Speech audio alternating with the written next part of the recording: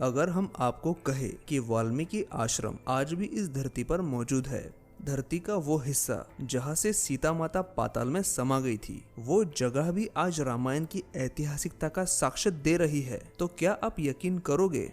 बिल्कुल करोगे, लेकिन उसके लिए आपको ये वीडियो पूरा देखना होगा। वैसे तो कई दशकों से पूरे भारत में कई जगह वाल्मीकि आश्रम के होने का दावा किया गया है, लेकिन बिहार के वाल्मीकि नगर से 7 से 8 किलोमीटर दूर मौजूद है त्रेता युग के रामायण का सबूत, ये वाल्मीकि आश्रम। वाल्मीकि जी का ये आश्रम नेपाल के चितवन में मौजूद है और यही असली आश्रम इसीलिए है क्योंकि रामायण में वर्णन की गई भौगोलिक परिस्थिति इस जगह से ज्यादा मेल खाती है।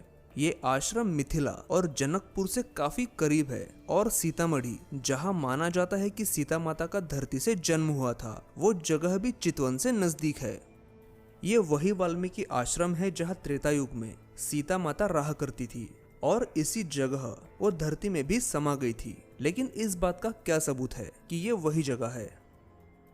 दरअसल रामचरितमानस के लव कुश कांड में ये वर्णन मिलता है कि भगवान राम ने लक्ष्मण को सीता माता को जंगल छोड़ आने का आदेश दिया था, तो उन्होंने कहा था कि जनकपुर से उत्तर की ओर कुछ योजन की दूरी पर सीता को छोड़ा जाए, और यही वर्णन मेल खाता है उस जगह से जहाँ ये वाल्मीकि आश्रम मौजूद है। अगर इस बात से आपको यकीन ना हुआ हो तो ये भी सुन लीजिए कि रामायण में सोनगंगा, श्वेत गंगा और कालीभद्र, इन 3 नदियों के संगम के पास वाल्मीकि आश्रम के होने की बात की गई है, और आज भी उन 3 नदियों का संगम हमें इसी आश्रम के पास देखने को मिलता है। इसी आश्रम में ऐसी और कई सारी निशानियां हैं जो रामायण में घटित घटनाओं से जुड़ी है। यह वाल्मीकि जी की समाधि से लेकर सीता माता से जुड़ी कई चीजें, मतलब जब यह सीता माता रहा करती थी तो उनके द्वारा इस्तेमाल की गई कई चीजें आज भी यह देखने को मिलती है।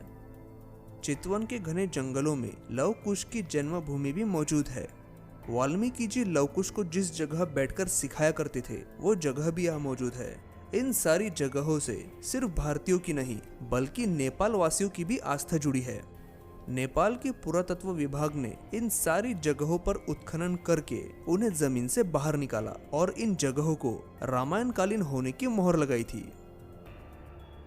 रामायण के मुताबिक लव कुश ने अश्वमेध यज्ञ के घोड़े को पकड़कर वाल्मीकि जी के आश्रम में बांधा था। इसी आश्रम से थोड़ी ही दूर वो खंबा भी मौजूद है जहां लव और कुश ने अश्वमेध घोड़ा बांधा था। ये खंबा यह त्रेता युग से मौजूद है। श्री राम जी को ऐसे चुनौती देने पर लव कुश और प्रभु श्री राम के बीच युद्ध भी हुआ था। जब अयोध्या से सेना लव कुश पर हमला करने आई थी तो उस सेना के कई सैनिक लव कुश के वार से मूर्छित हो गए थे। कहा जाता है कि वाल्मीकि जी ने अपने आश्रम के कुएं से जल निकालकर उन सैनिकों के ऊपर छिड़का, जिससे उन सेना में फिर से एक बार जान आ गई थी। वो कुआं भी इसी आश्रम में आज तक मौजूद है। इस आश्रम में प्रभु श्री राम और सीता माता की भेंट हुई थी। उनकी भेंट के बाद सीता माता ने अयोध्या जाने से मना कर दिया था और वो इसी जगह धरती में समा गई थी। वो जगह भी आज यह देखने को मिलती है जहाँ से सीता माता ने पाताल में प्रवेश किया था। जो रामायण की सत्यता पर विश्वास नहीं करते हैं, उन्हें ये लगता है कि त्रेतायुग में घटित घटना के सबूत आज हजारों सालों के बाद भी कैसे मौजूद हो सकते हैं। लेकिन उन्हें कौन समझाए कि यही तो रामायण की खासियत है। रामायण में लिखित सारी घटनाओं से जुड़ते सबूत आज सही सलामत देखने को मिलते हैं और ये किसी चमत्कार से कम नहीं है। और अगर फिर भी यकीन ना हो रहा हो तो कमेंट में ये जरूर बता देना कि अगर इस आश्रम से